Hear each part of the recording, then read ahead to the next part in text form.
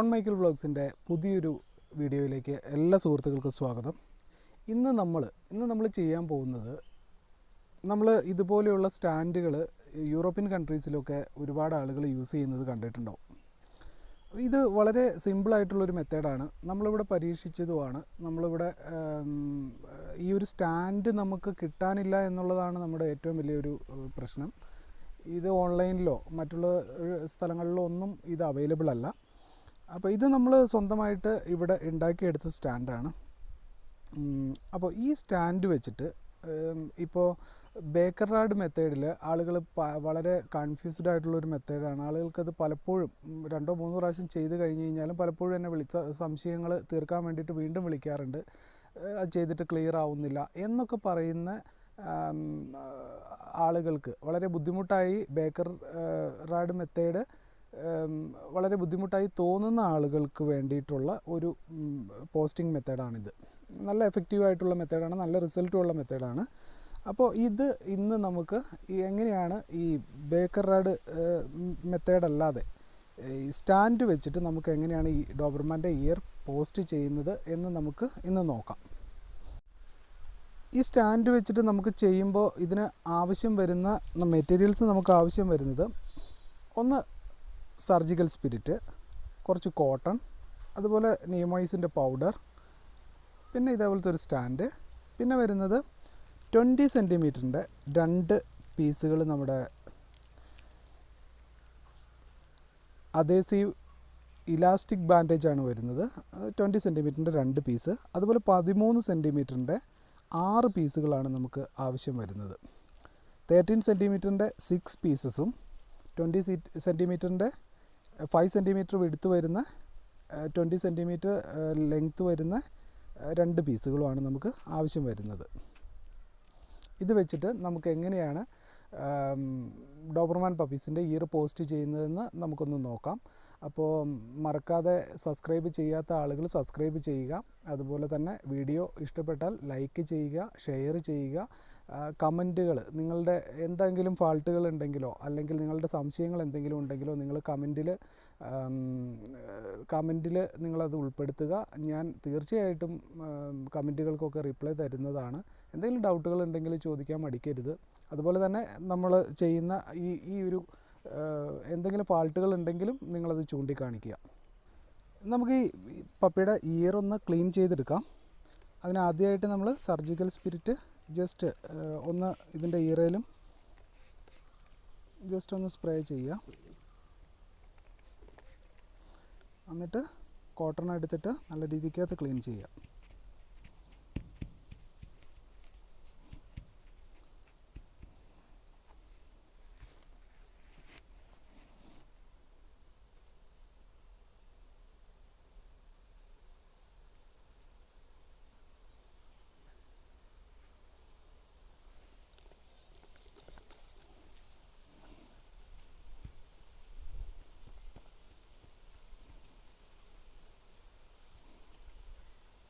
മുറിവുകളൊക്കെ നല്ല രീതിക്കകത്തൊന്ന് ക്ലീൻ ചെയ്യുക. ഒരു 10% മുറിവുകളൊക്കെ ഇതിനകത്ത് ഉണ്ടാവും. പക്ഷെ അതിനുവേണ്ടി നമ്മൾ വെയിറ്റ് ചെയ്ത് കഴിഞ്ഞ് കഴിഞ്ഞാൽ നമുക്ക് ഇയർ നിൽക്കാനായിട്ട് താമസം വരും. അപ്പോൾ അതുകൊണ്ട് തന്നെ നല്ല രീതിക്കകത്ത് ക്ലീൻ ചെയ്ത് എത്രയും പെട്ടെന്ന് തന്നെ ടേപ്പിംഗ് സ്റ്റാർട്ട് ചെയ്യുക എന്നുള്ളതാണ് ഇതിനകത്ത് ചെയ്യാനുള്ളൂ.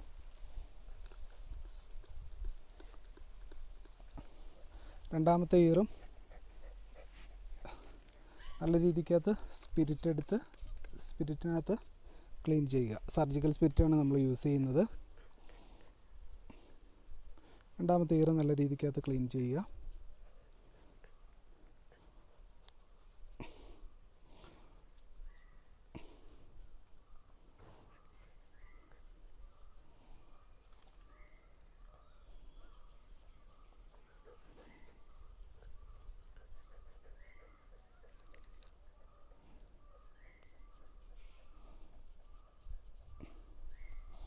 ഇതിനകത്ത് നല്ല രീതിക്കകത്ത് തന്നെ ക്ലീനിങ് ആവശ്യമുണ്ട്. കാരണം ഈ ഗമ്മ് ഈ ചെവിയിൽ നമ്മൾ ഒട്ടിച്ച് അതിനകത്താണ് നമ്മൾ ഇതിൻ്റെ ഇയർ ലിഫ്റ്റ് ചെയ്ത് നിർത്തുക.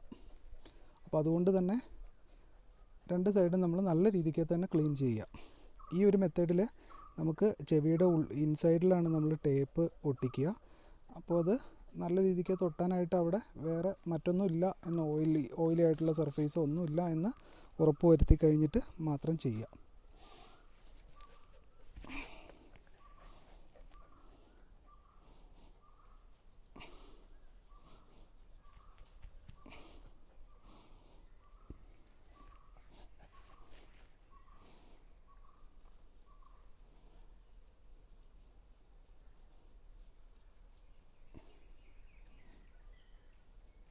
ക്ലീൻ ചെയ്തതിന് ശേഷം നമ്മുടെ നിയോമൈസിൻ്റെ പൗഡർ എടുത്തിട്ട് നല്ല രീതിക്കകത്ത് അപ്ലൈ ചെയ്യുക.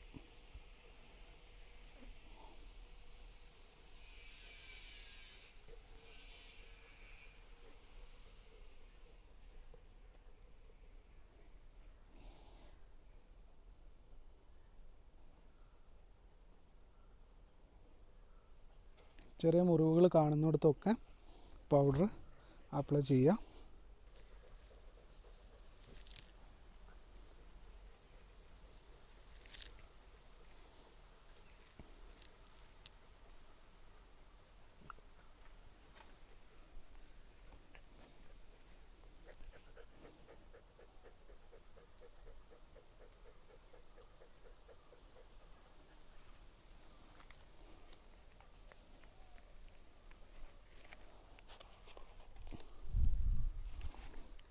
അതുപോലെ ഒരല്പം സ്പിരിറ്റ് കോട്ടണിൽ എടുത്തതിന് ശേഷം ഇതിൻ്റെ ഈ ഇൻസൈഡ് ഒന്ന് ജസ്റ്റ് ഒന്ന് ക്ലീൻ ചെയ്ത് കൊടുക്കുക. അവിടെ നമുക്ക് ഗമ്മ് ഒട്ടിക്കാനുള്ളതാണ്.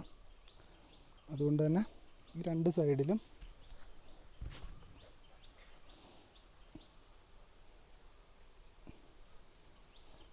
ഈ സൈഡ് പൗഡർ ഒന്ന് ക്ലീൻ ചെയ്ത് കൊടുക്കുക. ഓക്കെ, ഇപ്പോൾ നമ്മുടെ ക്ലീനിങ്ങും ഒക്കെ കഴിഞ്ഞിരിക്കുകയാണ്.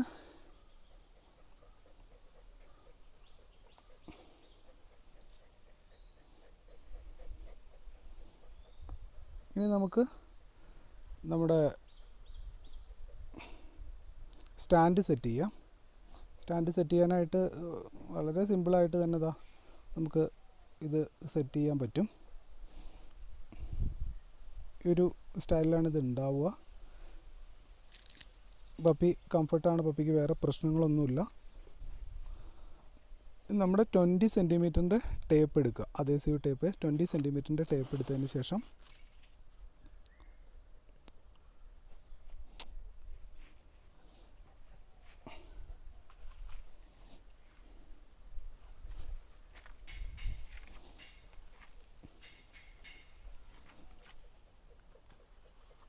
ഇതിൻ്റെ ഇൻസൈഡിലായിട്ട് നമ്മളിതിങ്ങനെ ഒട്ടിക്കുക.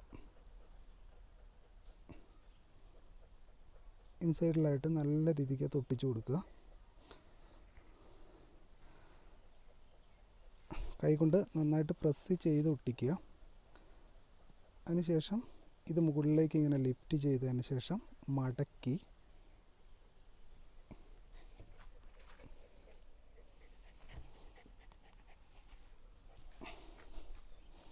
ഇതിൻ്റെ ബാക്ക് സൈഡിലേക്ക് നല്ല രീതിക്ക് അത് ഒട്ടിച്ചു കൊടുക്കുക.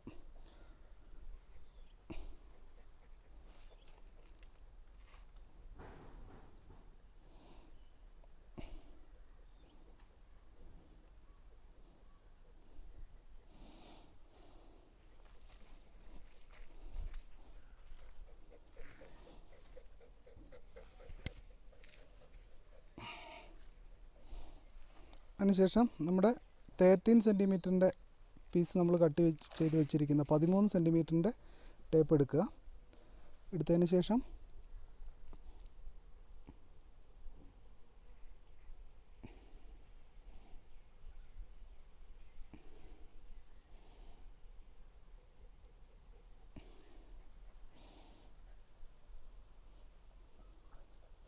ക്രോസായിട്ട് ഇതൊന്ന് ഒട്ടിച്ചു കൊടുക്കുക. നമ്മുടെ ഫ്രെയിമിനോട് ചേർത്ത് നല്ല രീതിക്കകത്ത് ബാക്ക് സൈഡിലൂടെ എടുത്തിട്ട്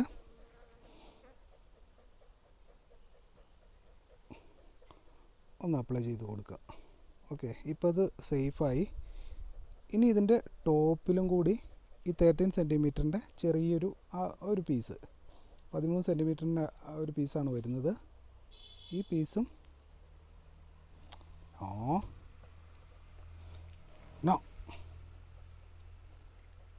ഈ പീസും നമുക്ക് ടോപ്പിലൊന്ന് ഒട്ടിച്ചു കൊടുക്കാം.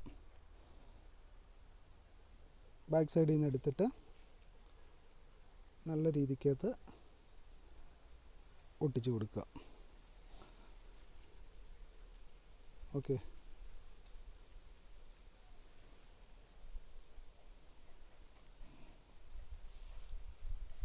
ഇനിയിപ്പോൾ നമുക്ക് അടുത്ത ഇയർ പോസ്റ്റ് ചെയ്യാം. അതിന് നമുക്ക് വേണ്ടത്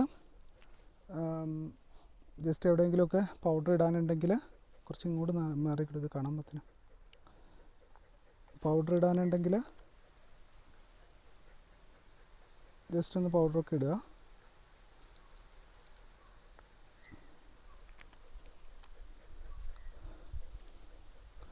അതിനുശേഷം നമ്മുടെ 20 സെൻറ്റിമീറ്ററിൽ നമ്മൾ ഒട്ടിച്ചു വെച്ചിരിക്കുന്ന ബ്രൗൺ അഡ്ഹസീവ് ടേപ്പ് അതെടുത്തിട്ട്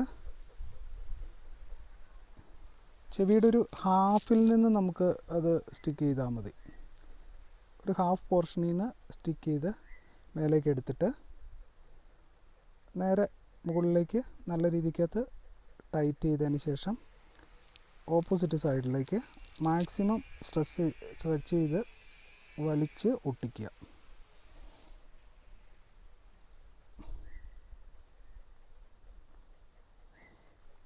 അതിനുശേഷം നല്ല രീതിക്കകത്ത് പ്രസ് ചെയ്യുക. ടേപ്പ് എവിടെയെങ്കിലുമൊക്കെ നല്ല രീതിക്കകത്ത് ഒട്ടാനുണ്ടെങ്കിൽ നല്ല രീതിക്കകത്ത് പ്രസ് ചെയ്യുക. പ്രസ് ചെയ്ത് അത് ഒട്ടിച്ചു കൊടുത്തതിന് ശേഷം നമ്മുടെ 13 സെൻറ്റിമീറ്ററിൻ്റെ ടേപ്പ് 13 സെൻറ്റിമീറ്ററിൻ്റെ ടേപ്പ് എടുക്കുക. ഈ പറയുന്നത് പോലെ ക്രോസ് ചെയ്തിട്ട് നല്ല രീതിക്കകത്ത് സപ്പോർട്ട് ചെയ്ത് ഒന്ന് ചുറ്റിയെടുത്ത് ഒട്ടിച്ചു കൊടുക്കുക.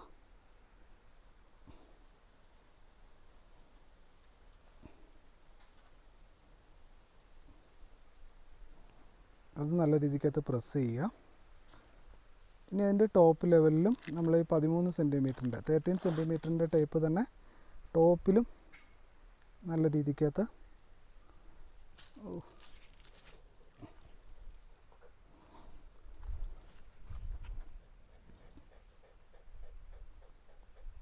ഒട്ടിച്ചു കൊടുക്കുക.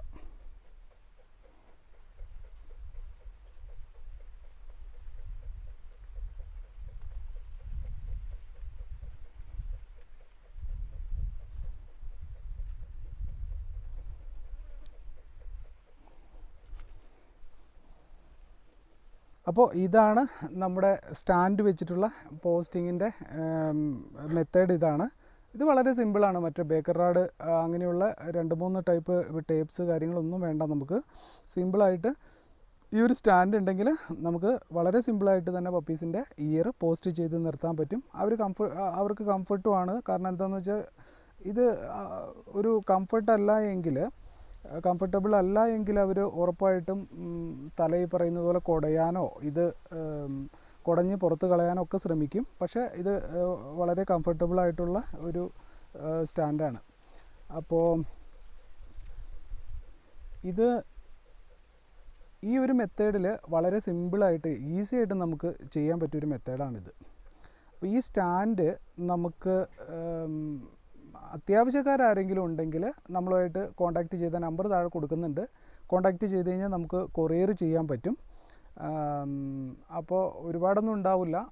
അത്യാവശ്യം മറ്റുള്ളവരൊക്കെ ബേക്കർ റാഡ് മെത്തേഡിൽ തന്നെ ചെയ്യുക. തീരെ ബേക്കർ റാഡ് മെത്തേഡിൽ ചെയ്യാൻ പറ്റില്ലാത്തവർ മാത്രം കോൺടാക്റ്റ് ചെയ്യുക. നമുക്ക് ഇത് നമ്മൾ കൊറിയർ ചെയ്ത് തരാൻ പറ്റും. നമ്പർ കൊടുക്കുന്നുണ്ട് താഴെ.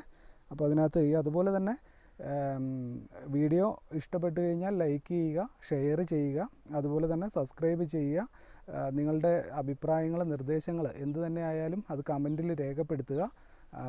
അതുപോലെ തന്നെ ഡോബർമാൻ്റെ പപ്പീസ് നമ്മുടെ അടുത്ത് അവൈലബിൾ ആണ്. ഇയർ ക്രോപ്ഡ് ആയിട്ടുള്ള പപ്പീസ്, അതുപോലെ തന്നെ വിത്തൗട്ട് ഇയർ ക്രോപ്ഡ് ആയിട്ടുള്ള പപ്പീസ്, യൂറോപ്പിൻ്റെ പപ്പീസ് എല്ലാം അവൈലബിൾ ആണ്. അപ്പം നമ്പർ കൊടുക്കുന്നുണ്ട്. ആവശ്യക്കാർ പപ്പീസിൻ്റെ ആവശ്യത്തിനാണെങ്കിലും അതുപോലെ ഇയർ പോസ്റ്റിങ്ങിനെ പറ്റിയിട്ടുള്ള എന്ത് ഡൗട്ടുകൾ ഉണ്ടെങ്കിലും നമുക്കറിയാവുന്നതൊക്കെ പറഞ്ഞു തരാൻ പറ്റും. സംശയങ്ങളുണ്ടെങ്കിൽ നിങ്ങൾ വിളിക്കുക. അതുപോലെ തന്നെ മറക്കാതെ സബ്സ്ക്രൈബ് ചെയ്യുക, ഷെയർ ചെയ്യുക, ലൈക്ക് ചെയ്യുക. അപ്പോൾ വീണ്ടും പുതിയൊരു വീഡിയോയുമായി വരുന്നത് വരെ ബൈ.